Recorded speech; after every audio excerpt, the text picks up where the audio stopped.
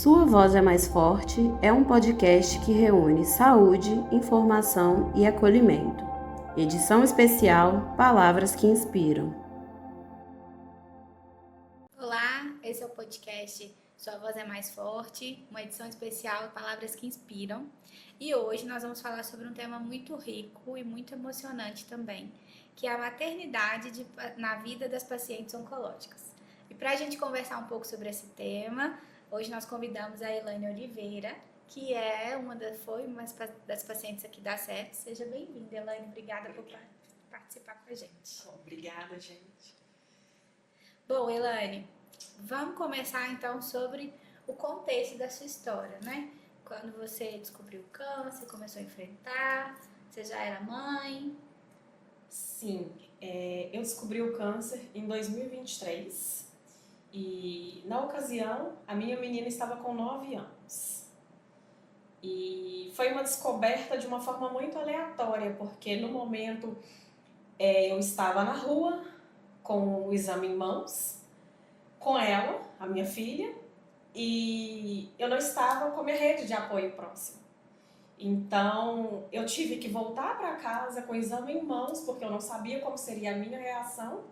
E como eu estava com a minha filha no momento, eu não podia perder o controle. Eu tinha que cuidar de mim e cuidar dela também. Teve que ser forte por ela. Tive que ser forte por ela. O desafio já começou no primeiro dia. Exatamente. Né? Na primeira fase, antes mesmo de saber o resultado. Isso mesmo. E hoje, assim, como que é o seu dia a dia sendo uma mãe e paciente oncológico? Quais foram os principais desafios que você enfrentou assim, nessa jornada da maternidade com o tratamento? O principal desafio que eu enfrentei durante esse período foi de ter que me mudar com a minha filha para uma outra residência. Quando eu descobri o câncer, a primeira pessoa para quem eu contei foi exatamente para minha filha. E a gente fica com aquela sensação, será que eu fiz o certo? Porque para muitos eu fui inconsequente. Mas eu fiz o que o meu coração pediu naquele momento para fazer.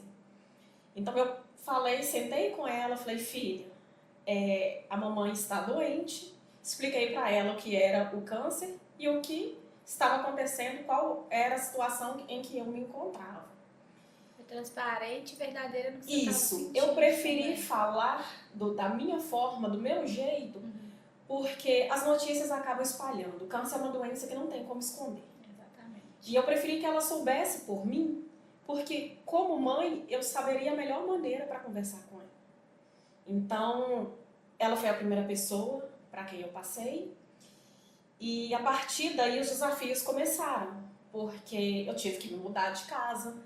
Meu marido trabalha, é o principal provedor do lar, e eu não podia parar a vida dele.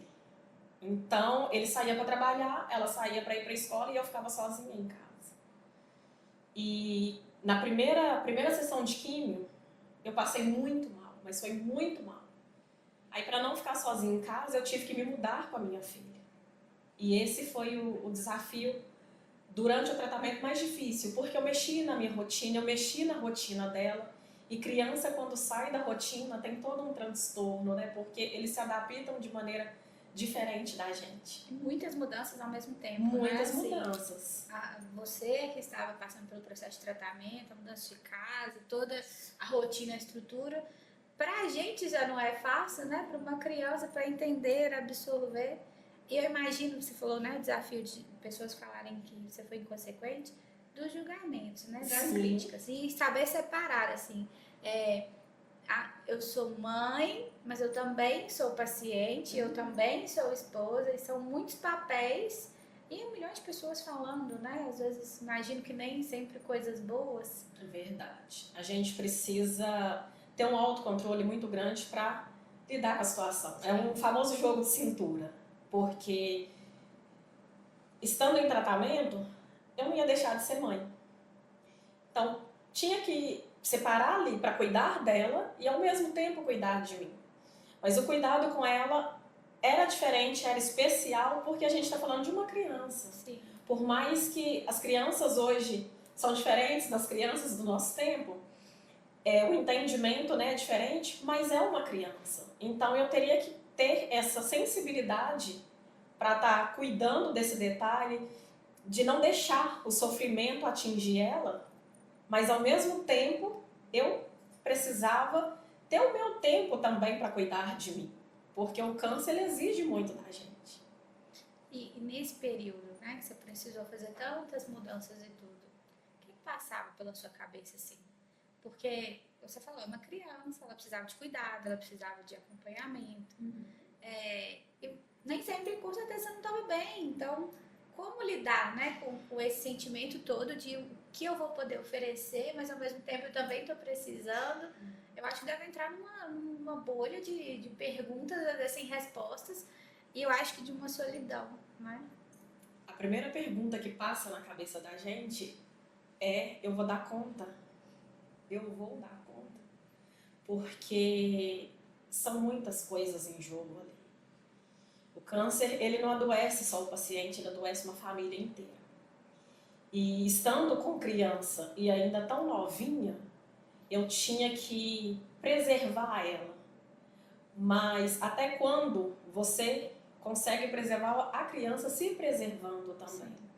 Então foi difícil, foi muito pesado e eu sempre ficava incomodada. Eu me perguntava: eu vou dar conta de cuidar da minha filha? Eu vou estar aqui para ver ela crescer?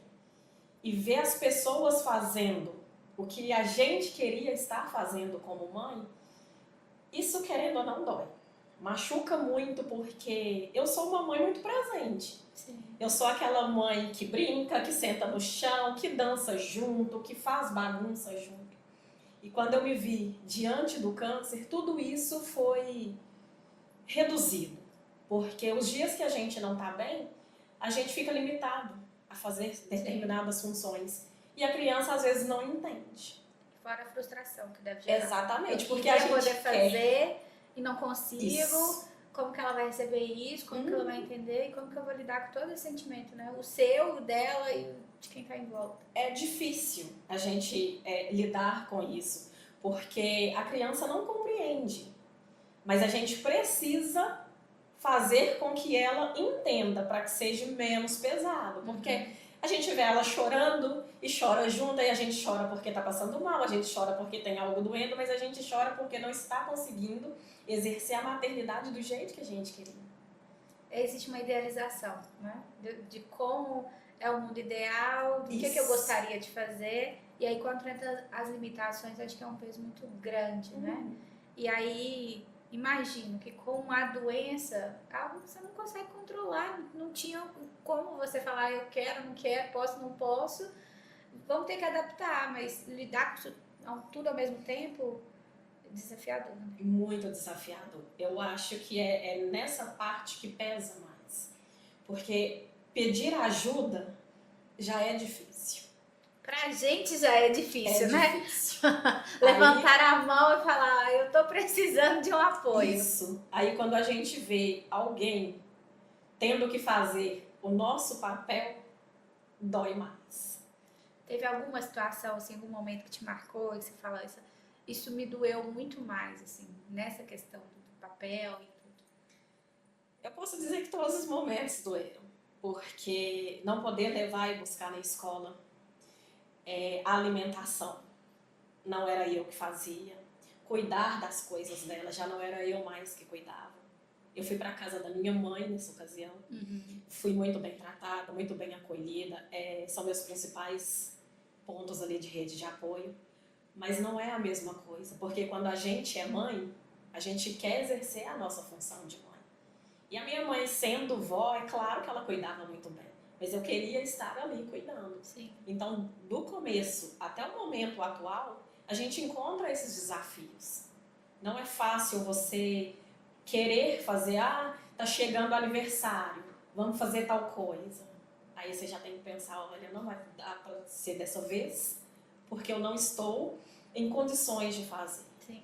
Então, tudo isso vai virando uma bola de neve. Não tem um momento que eu possa te falar, esse momento doeu mais que o outro. Todos doeram. É porque é uma vida, né? Mas eu imagino que ao mesmo tempo que tiveram os desafios, também foi combustível. Sim, Com certeza. E força para falar, eu preciso passar por essa etapa, porque ela tá ali, ela precisa de mim e eu quero estar junto em todos os momentos, voltar à rotina e, né, poder oferecer mais dessa maternidade. Sim, a minha filha é a minha principal motivação, porque a gente tem aquele sonho, os 15 anos dela, Sim. quero estar presente no primeiro namorado, eu quero estar presente na vida dela de forma em geral. Então isso serve para mim como motivação, como um gás. O dia que eu acordo não tão bem, eu já penso, opa, respira, acalma, porque você tem uma pessoa que depende de você. Você tem uma pessoa te esperando ali o tempo todo. E eu acho que um filho, mesmo depois de adulto, a gente quer proteger, a gente quer cuidar. Então eu não consigo pensar diferente de querer estar bem o tempo todo para cuidar dela. E é isso que me mantém firme, que me mantém de pé. A minha família é a minha principal estrutura, né? Ela, o meu esposo, e a gente está sempre junto na criação dela. E é isso que me motiva, que me faz querer todos os dias buscar o melhor. O médico às vezes fala, não tem que fazer tal procedimento, eu já vou fazer tudo que está sendo solicitado ao meu alcance, porque eu quero estar bem o tempo todo para estar presente do lado dela, para vê-la crescer. Eu acho que no contexto da maternidade em si, né, o desafio de você querer fazer e não conseguir, mas ao mesmo tempo manter o controle emocional ali para entender que uma fase vai passar e eu tenho que ser forte, um turbilhão de sentimentos. E como que você fez assim para separar ou para conseguir equilibrar tudo isso nessa jornada e ainda assim manter o otimismo? Você tá aqui linda, maravilhosa e falando super bem, mas a gente sabe que quando se trata de emoções só a gente sabe realmente como sente, né? E eu acho que ouço falar, né, das mulheres que são mães sobre uma parte solitária assim, da maternidade. E associada ao câncer, eu nunca ouvi falar. Né? Isso não vira uma pauta, não vira um assunto. É por isso que a gente quis trazer esse tema, né? Para ficar mais claro para as mulheres que se às vezes você, né, é mãe, está passando pelo tratamento oncológico, se você se sente assim, é normal, é assim que funciona, mas vai passar, né? Eu consegui enfrentar dessa forma, eu consegui fazer desse jeito. Eu acho que o ponto inicial disso tudo é a rede de apoio. Eu tenho a minha rede de apoio, os meus pais, meus irmãos, meu marido, são todos presentes. E os momentos que eu fraquejei, que realmente, olha, não dou conta, eu tinha alguém para me ajudar. A questão da solidão, ela às vezes insiste, mas a gente dá um empurrãozinho para lá, por quê? Não tem como eu me sentir solitária tendo a minha rede de apoio o tempo todo comigo. Sim. E nas vezes que eu não consegui ser a mãe que eu idealizei, que eu seria para sempre, eu tive alguém para, olha, calma, respira, a gente está aqui. E foi assim, fácil de conduzir. Eu não vou dizer que em todas as situações é fácil. Mas quando a gente não está sozinho, é mais leve. Fica bem mais leve. E o tempo todo eu tive apoio, eu tive ajuda, e isso te direciona para um caminho diferente. Que a gente, no começo, quando a gente recebe o diagnóstico, a gente se preocupa. Como que vai ser? Quanto tempo eu vou viver? Como que eu vou conseguir fazer as minhas coisas? Como que eu vou cuidar da minha filha? Tudo isso passou pela minha cabeça. Mas no decorrer do tratamento, as coisas foram caminhando, e quando você percebe que não está só, você começa a caminhar para um determinado lado e começa a perceber que se você não tivesse a rede de apoio, tudo seria mais difícil. Então a questão da solidão, ela existe, mas depende de como que a gente consegue conduzir. Eu me apoiei nos meus familiares. Sim. Tenho apoio, tenho todo o carinho e cuidado, e isso se estende à minha filha. Então o tempo todo a gente está acolhido, está abraçado, mas a gente ainda fica, né, com aquela sensação de que queria estar fazendo aquilo. Eu acho que então o que você está falando é muito. Eu imagino que seja desafiador, porque falar que eu preciso de ajuda, eu não vou conseguir aqui. Essa deve ser a parte mais difícil, que é o reconhecer. A gente que está acostumado a fazer tudo, ia fazer muito, ia dar conta, e resolver, e fazer acontecer. Essa humildade, né? De falar, eu preciso de alguém, eu vou confiar, mas sozinha aqui não deu. Eu acho que pode ser a parte que seja mais complexa, assim, né? Em poder falar isso, porque você fala com muita leveza. Mas eu imagino que no processo isso foi, não vou usar a palavra doloroso, mas assim, difícil. E mesmo que a família esteja perto, né? Nem todo mundo tem essa oportunidade, vamos falar assim, né? De ter família por perto, uma rede de apoio que ajude.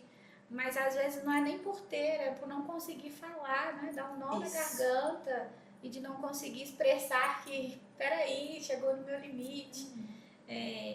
Como que você daria alguma dica, assim, para as mulheres que estão passando pelo processo de tratamento oncológico, que são mães, em poder conseguir falar, né, do que precisam e do que sentem?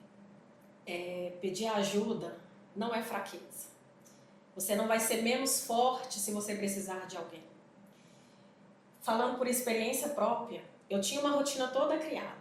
Eu acordava de manhã, treinava, do fim da manhã até o início da tarde eu cuidava das minhas coisas, aí eu ia trabalhar e voltava para casa de madrugada, descansava e no dia seguinte começava tudo de novo. E foi assim por um longo período. Quando o câncer chegou na minha vida e eu fui obrigada por ele a viver uma rotina diferente, a gente começa a pensar, eu não vou dar conta de viver desta maneira, eu não vou dar conta de fazer as minhas coisas, eu não vou dar conta de ser eu. É a primeira coisa que é o medo que bate na gente. E eu confesso que é estranho demais a gente pedir ajuda. Porque quando você é aquela pessoa decidida, que resolve tudo, que corre atrás de tudo, você tem o hábito de ter isso no seu dia a dia. Então pedir ajuda para muitos é fraquejar. E no começo eu fui um pouco resistente porque eu não queria aceitar que eu precisava de ajuda. Mas no decorrer do tratamento, quando a gente começa a entender que realmente não é assim e realmente precisa de ajuda, a visão da gente começa a abrir, começa a ampliar. Quando eu percebi que eu precisava de ajuda, foi aí que eu entendi que pedir ajuda não é fraqueza. A gente acaba sendo até mais forte do que a gente imagina, porque pedir ajuda é difícil, é bem desafiador. Então, quando a gente se coloca na posição de que precisa de ajuda, de uma companhia, até mesmo de um bate-papo com alguém, algo para tirar o foco ali do sofrimento que o câncer traz, tudo isso como que eu posso dizer? É um gás, é algo que te fortifica. E a gente tem em mente, eu fui muito resistente, no começo, entender que eu precisava de ajuda, mas quando eu percebi que eu precisava de ajuda, eu comecei a entender o tamanho da minha força. Porque ver as pessoas fazendo o que era para você fazer não é fácil. Ver as pessoas tentando tomar decisões que eram suas, que era você que tinha que decidir, mas por uma questão ou outra relacionada à doença você não consegue, aquilo ali causa um peso, mas a decisão sua de aceitar te mostra o tamanho da sua força. Então, é necessário a gente aceitar ajuda, a gente pedir ajuda. Fraqueza, para mim, no meu ponto de vista, é negar. Isso é fraqueza. A realidade está ali. O câncer chegou, ele existe, ele faz parte da sua vida. E o que você precisa fazer é aceitar, não tem como ser diferente. Aceitar para enfrentar. Para enfrentar. Quando você começa a entender que essa é a realidade, você começa a lidar com ele de uma forma melhor, de uma forma mais positiva. Ser paciente oncológico nunca foi fácil. Não vou romantizar, não vou dizer que tá tudo correndo muito bem, que não tem os desafios, né, durante o percurso. Existe, mas a forma que a gente conduz é o que dita as regras do jogo. E o aceitar ajuda é uma delas. Quando você aceita, que você percebe que você não está sozinho e que para muitas coisas você precisa sim que alguém até decida por você, é aí que você mostra o tamanho da sua força, o tamanho da sua garra. E sua filha hoje está com? Ela está com 11 anos. E nesse processo aí de alguns anos já, né, tratamento e tudo, assim, a gente estava conversando, né, como que você fez para que ela lidasse junto com vocês, né, e que fosse mais leve. Porque eu acho que é uma dica importante para as mães que são pacientes oncológicas, sabe? Em como conduzir isso com os filhos. O que deu certo para você pode dar certo para outras também. Sim, o que deu certo para mim foi mostrar para ela o outro lado da moeda. Porque quando a gente fala em câncer, a gente idealiza somente os pontos negativos. E eu consegui, juntamente com meu marido, sentar com ela e conversar e mostrar para ela o lado positivo, porque existe o lado positivo. Isso é muito importante. Sim, a gente começa a recalcular rotas, tem a questão, né, de se ressignificar todos os dias, de acordar para o novo, novas possibilidades, enxergar a vida de forma diferente. Hoje a gente consegue ver a beleza de uma flor, agradecer o sol por estar ali brilhando, aquecendo a gente, coisas que antes do câncer a gente não parava para prestar atenção. Exatamente. Hoje, o sentar ali para assistir um filme, comer uma pipoca, tudo isso tem mais valor. Porque para mim isso antes do câncer, eu não tenho tempo. A gente vive correndo, trabalhando, vive ali o dia inteiro naquela rotina. Na rotina. Isso. E passa, né? E aí quando você recebe um diagnóstico de uma doença e que o mundo paralisa, peraí, mas eu queria fazer tanta coisa. Isso. O câncer, ele chega e te freia bruscamente. Ele puxa o freio de mão ali da sua vida e você precisa parar para começar a observar as coisas. E é nesse ponto que chegou para mim, posso dizer que é a melhor fase da minha vida. Não por estar doente, mas por hoje conseguir aproveitar com a minha filha tudo que eu não aproveitei antes. Uhum. Eu não vi os primeiros passos. A primeira palavra que ela disse não foi mamãe. E hoje, tudo que a gente faz juntas. Então tem um lado positivo, sim. Tem um lado que a gente consegue observar pequenos detalhes. Eu tô mais presente na vida dela, apesar de que o câncer tira a gente de muita coisa. Mas quando a pessoa não está doente, ela quer ficar ativa o tempo todo. Então ela também não tira aquele tempo que a família pede. É imperceptível, né? Às Isso, vezes. não percebe. A gente pensa, olha, eu preciso trabalhar para dar ela o melhor.